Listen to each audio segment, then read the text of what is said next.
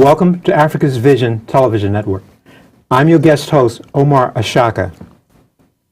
The title of our show this evening is called, We Shouldn't Have to Live This Way. My special guest is Mr. James 3X Alexander, the founder of Time in Motion Evolution. Before I get to Brother 3X, first of all, I also want to thank all of our viewers who have been watching the program. Your encouragement and your support is truly welcome, and we hope you will enjoy this evening's show as well. Welcome, 3X. Thank you, Omar. Again, the title of the show is called We Shouldn't Have to Live This Way. What was the driving force in your thinking when you wrote that song? Well, first of all, I'd like to thank you for having me as a guest today, for your wonderful audience. I want to thank your staff, Gloria, Robin, Lawrence, and I think we have Kofi assisting as a technician. And before I say anything more, I want to give thanks to God, the creator of all life, of all things, seen and unseen, because if it wasn't for the Almighty Creator, we wouldn't be here, and we wouldn't have a chance to. Hopefully tonight we're going to try to be a part of the solution as a part of the problem in this confused world that we live in right now. Now, when I say we shouldn't have to live this way, in all fairness, I have to consider the human family, because all over the world we have trouble that is untold. Even though we have very nice artifacts and buildings and technology we're in a time of information explosion, as they say, but the condition of the people, the masses of the people, is still in such a way that it's obvious that we're not using our God-given talents to actually do what God has us on the planet for, and that is the upliftment of his people. So when I say we shouldn't have to live this way, I'm talking about the human family. But in order for me to be precise, I have to say that I'm talking about specifically the ex-slaves of North America. Because before I have the right to stand up and talk for anyone else, I have to prove that I understand and know my own self. Because if I don't know and understand and love my own self, who else could even trust me to love and understand and know them? So I'm talking about the ex-slaves of North America who, and this is not trite, who were brought here in America in the holds of ships and for over 300 years used as chattel slaves, as property. And over 100 years, we still suffered under Jim Crow and racism, and right now we speak as if we're like post-racism, but we're still dealing with these problems today. So when I say we shouldn't have to live this way, I'm talking about the basic essentials of a human being: freedom, justice, and equality. Now, I don't want to disrespect people, hardworking people, who feel that they are successful, and we do have successful people. But I heard a wise man say once that you can never rise higher than your people. So when the masses of our people are in the condition that we're in, then we can't say that we have arrived yet. So if we have built this country, which we have, if we have, all of our families have given, we've fought in every war that America has had. We've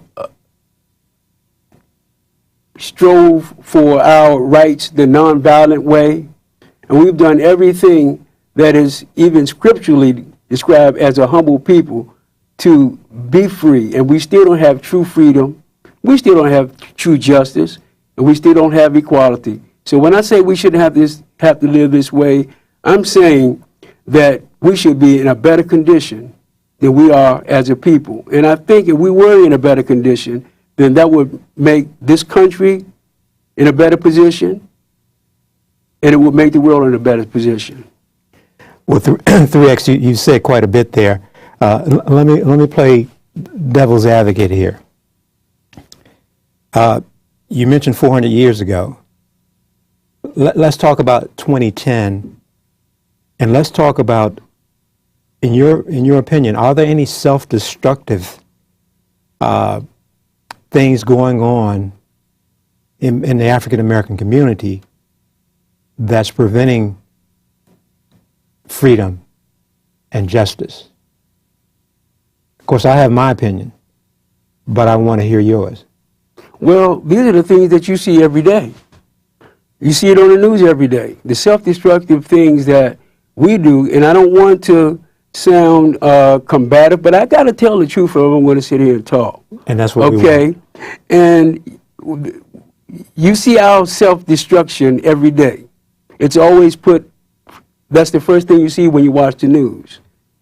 The majority, or so-called, we're considered minority, but the majority, it seems as if their crimes and that which they do, there's always some kind of explanation. But when black people do anything, you know about it. And as you mentioned, I did go back 400 years, and I did that because we haven't actually recovered from what happened to us in our plight here in America. Okay, now when you say recover, so that our audience will understand exactly the context that you mean when you say recover, let's talk about that a little bit. When you say we haven't recovered. Mm-hmm.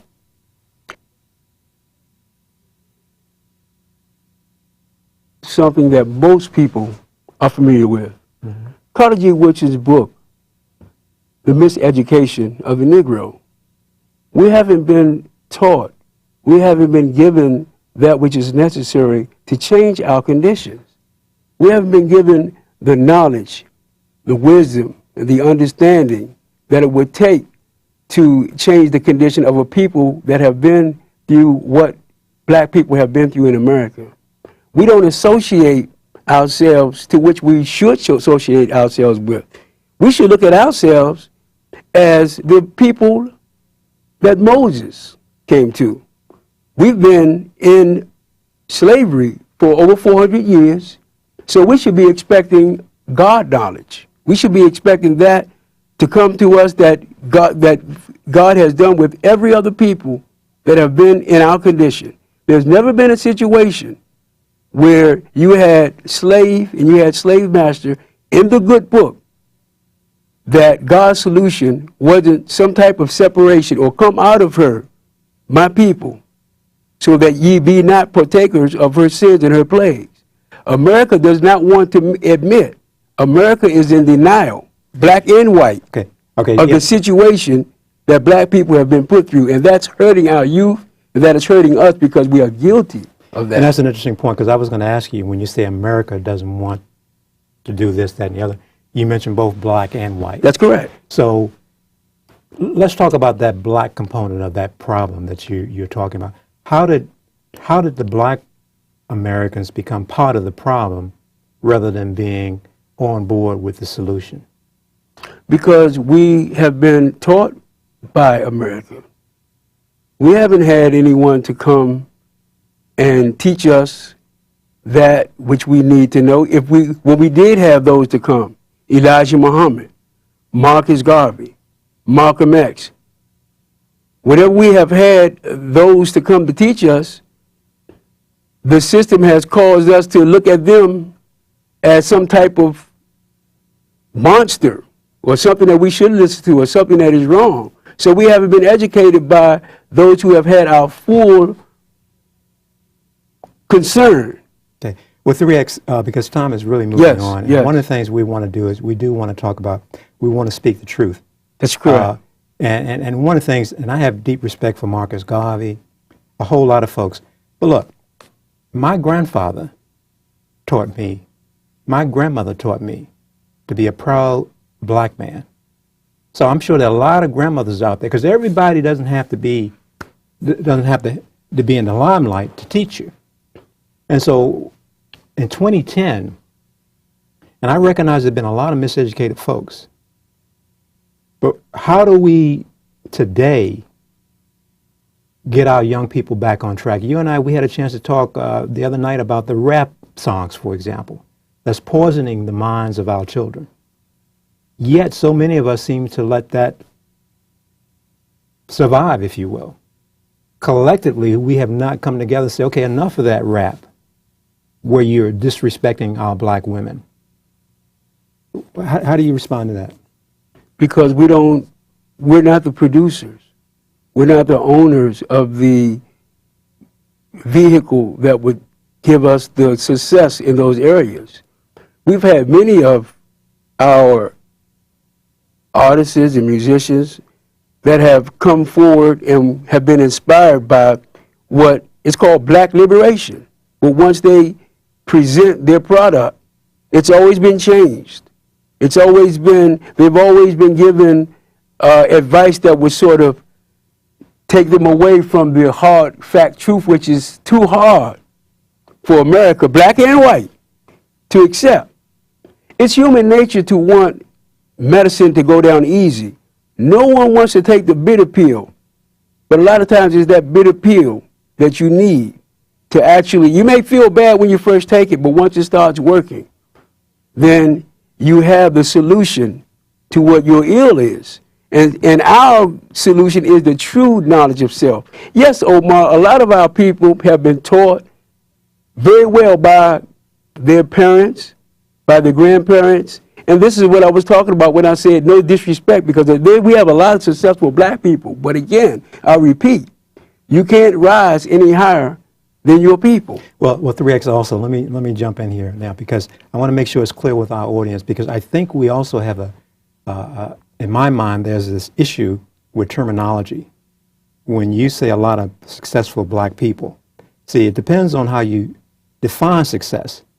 A lot of us seem, especially in the African American community, relate success with where you might live, what you might drive, maybe you got a PhD. But if you got all those things and you're not trying to bring somebody else, pass it on, then are you really being successful? So kind of help me out with your definition of success. Because I want folks who are listening to be clear, to make sure that the definition of success is perhaps the right definition. My sentiment is exactly, true success, to be successful, is when you are born that you are able to benefit from that which your ancestors has brought into the world before you. We don't benefit from the strong heritage that our people have brought to this nation, because first of all, we're not taught about it. We're not taught about the contributions. Just about every major contribution to society that America has, there's someone black behind it. Starting with the stoplight. Starting with the scanner that when you go into the grocery store, you know how you get through real quick because of the scanner? A black person invented that. The elevator. There's a lot of the technology that we use today was invented by ex-slaves, but they couldn't take advantage of it because they were property of someone else. So someone else took advantage of that. And so our young people don't even know the true history. Well, and so whenever you have a situation like that, God appears. And my whole point is God is present now, and we're being chastised now because we won't stop and realize that we need to educate our young people as to the truth of the time and what must be done. And that means we must get up and organize and do something for self. And one more point I want to say real quick. The best and the most organized organization in the black community has always been the black church. But the black church has to come out, and please, this is no disrespect, but we have to come out of that spooky type of teaching, because if you're talking about going to heaven or building a heaven somewhere beyond the sun and moon and stars, then what type of measuring, what type of planning is there that will go into spook heaven? If we realize that our kids need something, that our children, excuse me for that term kids, because that's a baby goat. We don't call our children, kids. But if we understand that we need to build a future for ourselves, then we would start planning and organizing that we would have something for today and for tomorrow and for the posterity of our people, which would benefit the entire nation. Let me jump in because time is really moving. Yes, sir. Now, we're on the same page when it comes to churches because, and these pastors. I was just talking to a pastor the other night asking if he was asking his church to contribute to the Martin Luther King Memorial that's going to be on the National Mall. He had no clue that project was even going on. So part of our problem, too, is some of the leaders that we have, what are their true motives in terms of educating our young folks? Are they, and one of the things I appreciate is in the Bible that I see this lacking in our community is wisdom, the lack of wisdom. I don't see that being passed on to our kids. And look, 3X, when I look at the absent fathers, I understand about the elevators.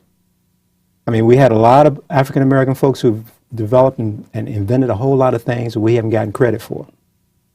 But here's my concern.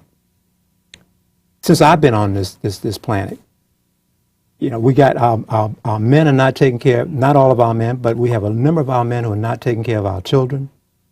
I did a program the other week, 72% of the mothers having children born out of wedlock, 72%. In D.C., 3 out of 10 children are in poverty. So here's the challenge for me, because I hear what you're saying, but why is it that a young man who's 19 or 20 years old don't know that he should give love and be there for his son or daughter? Now, I know a lot of folks say, okay, that there's a connection with slavery. I'm not saying it's not, because I don't really know the answer. That's one reason why I try to get into these shows, to try to find the answer. But what I'm concerned about is with the present. Why are these young brothers not taking care of their kids, even if they can't stand the mother? I mean, I have a tremendous respect for mothers because many of them are at the point of death, close to death when they give birth.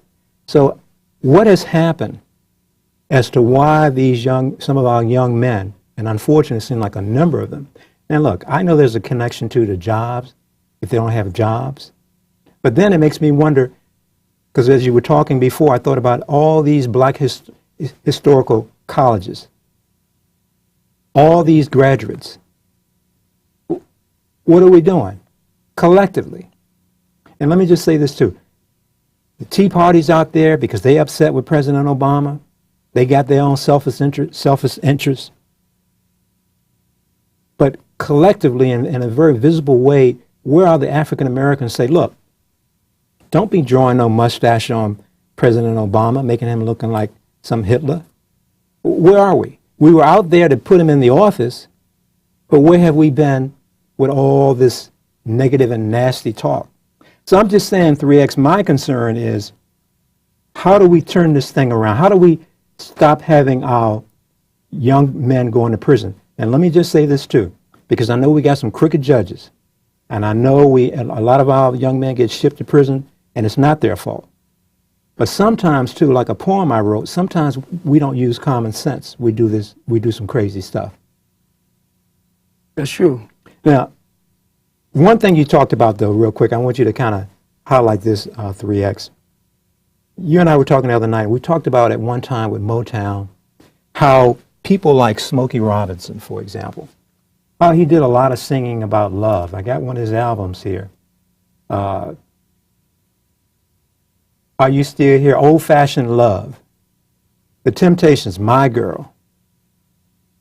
The rap music seemed to have, again, we're using other language, but you talked about how the singing about love disappeared. Can you talk about that real quick again? I know you may have hit on it a little early in the discussion, but I think that's kind of critical. Because maybe when we were singing about love, maybe we were more loving collectively.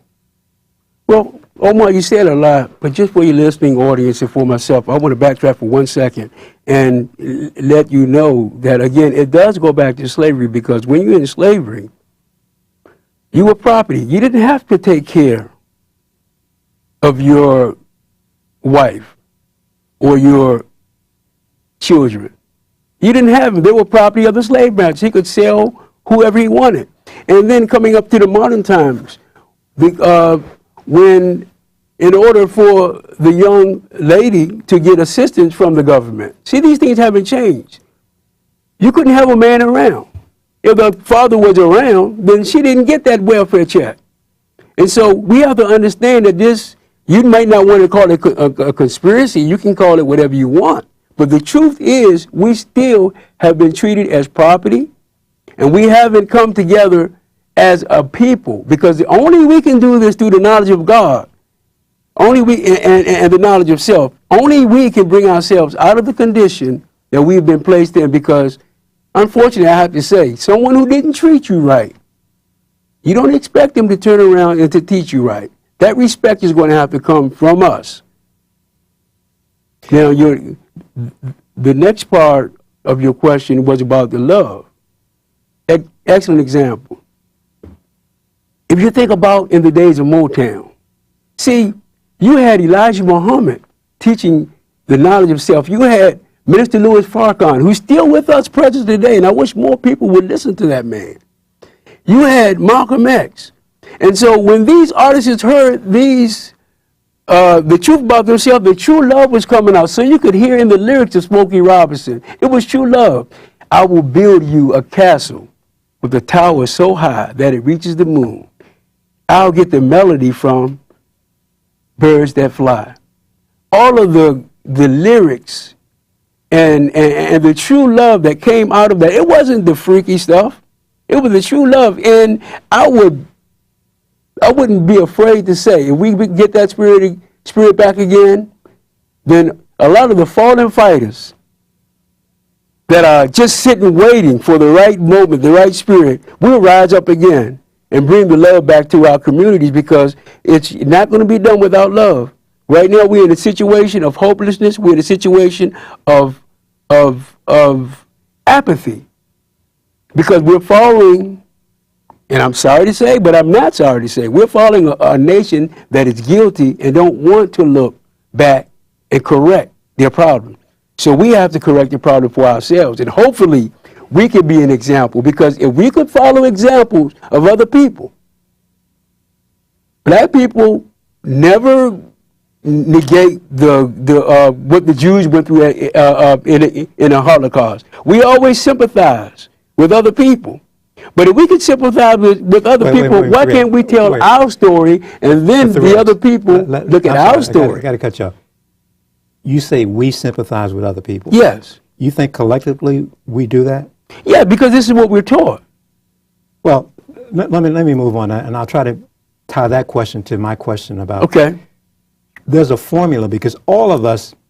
What is your formula as to why you're not brainwashed? And I got my formula, and my formula is probably different than 3X's formula.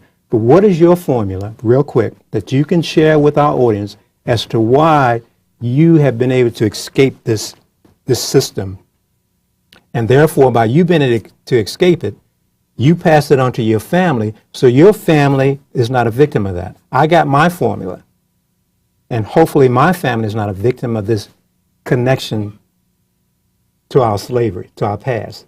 Not to say that I'm totally disconnected, but what is your formula?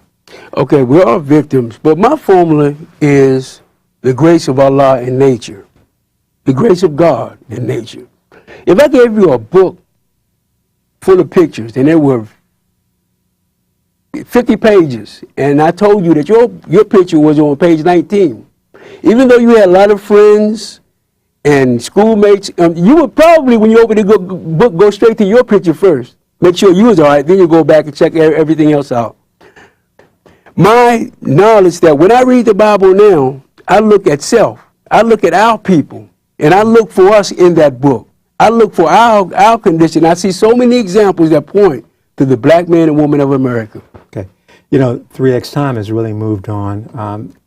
You know, when you talk about loving self and self-reliance, because it reminds me of the interview I heard today with Miss Jackson and Oprah Winfrey, where Miss Jackson said that Michael felt so ugly because of his appearance.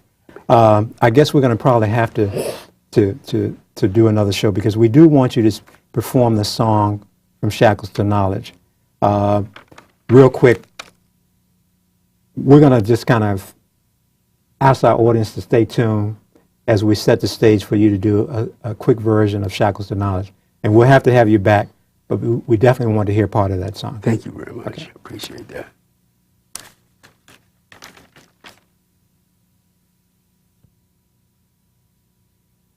This song is called From Shackles to Knowledge. I wrote it right after the Million Man March in 1995, and I dedicated it to the Honorable Minister Louis Farrakhan.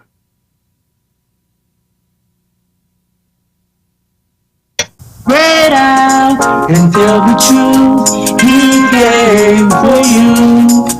So teach the youth, Brothers and sisters, there's no time to lose. Shackles to knowledge, yeah. We've come from shackles to knowledge, and there's no doubt he came for you to bring you out. So, my brethren, let's stand and shout down. Shackles to knowledge, praise Allah. From the first time that I saw the light, I knew that it was true, that the kingdom of the mighty God would evolve from me and you. There was a light, but the darkness, yeah, perceived it not.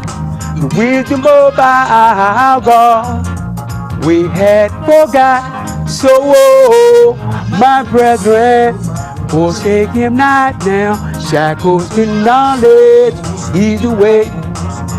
We've come from shackles to knowledge, and there's no doubt he came for you. He want to bring you out, and so, my brethren, let's stand and shout now. Shackles to knowledge, yeah. Oh, now Satan, he is angry now. He knows his time is through, because the children of the mighty God will express our point of view. It was like poetry in motion, yeah. He made his stand. He had the face of a righteous man. So, my brethren, stand if you can. Shackles to knowledge, yeah. We've come from shackles to knowledge, yeah. And there's no doubt he came for you. He's gonna bring you out, and so, my brethren, let's stand and shout now. Shackles to knowledge, yeah. And now the time has come. We must face the God of truth. When self starts accusing self.